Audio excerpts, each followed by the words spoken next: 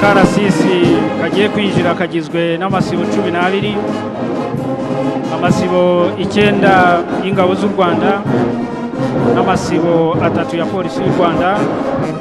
Bakaba binjiye barangajwe imbere n'itsinda rya muzika riyobowe na Lieutenant Jean-Claude Bitingimana yungirijwe na Lieutenant Frank Kamugisha.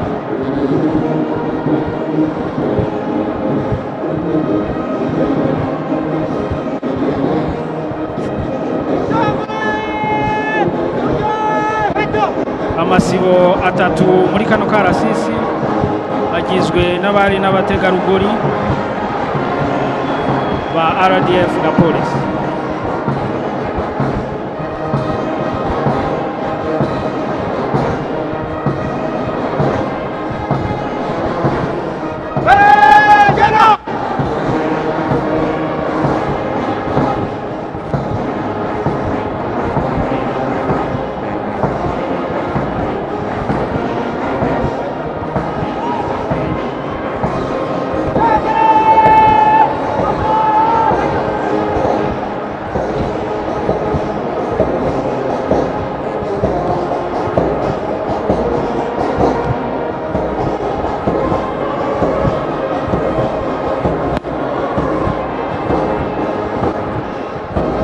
Umuyobozi winjije akarasisi yitwa Captain Jane Natamba.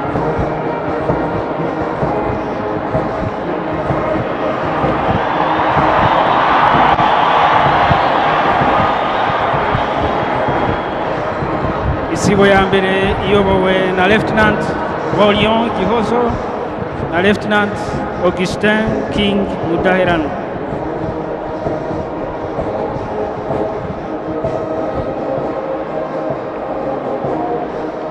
Isibo ya kabiri iyobowe na Lieutenant Serge Niyonkuru na Lieutenant Amon Kamugisha.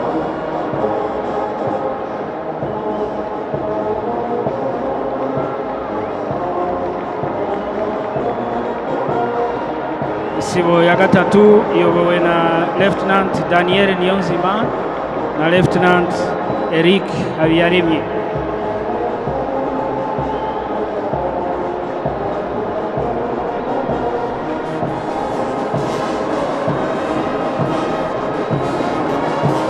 Isibo ya kane iyobowe na Lieutenant Annette Mutesi na Lieutenant Ruth Ingabire.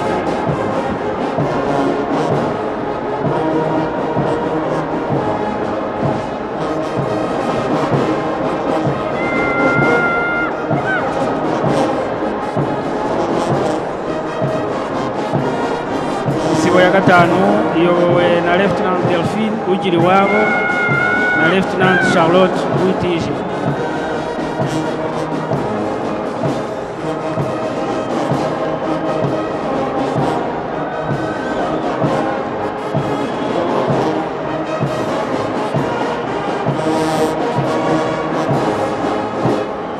Isibo ya gatandatu iyobowe na Lieutenant Justin Niyonzima na Lieutenant Frank Mumvaneza.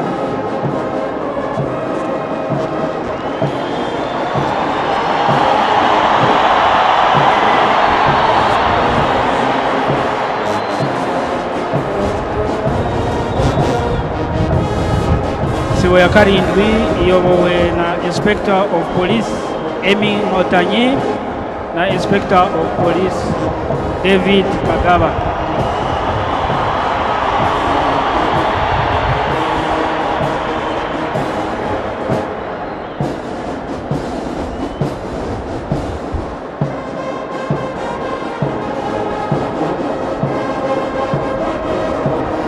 Isibo ya munani iyobowe na Inspector of Police Chantal Uwera na Inspector of Police Julien Wakubirwa.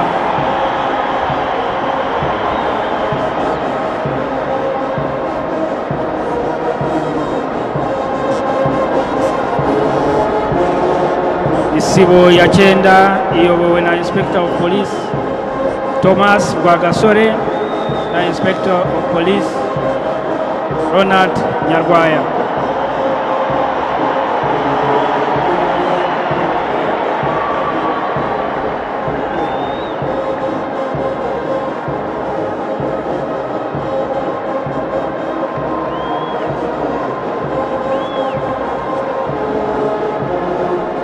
Isibo ya 10 iyobowe na Lieutenant Valence Ngabirinda na Lieutenant Emmanuel Ufiteyezu.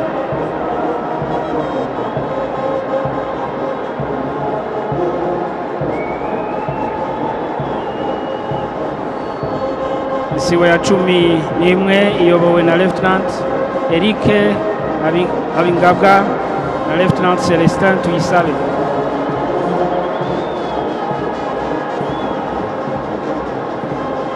Isibo ya 12 ari nayo ya nyuma iyobowe na Lieutenant Olivier Nsengiyumva na Lieutenant Diogene Musale.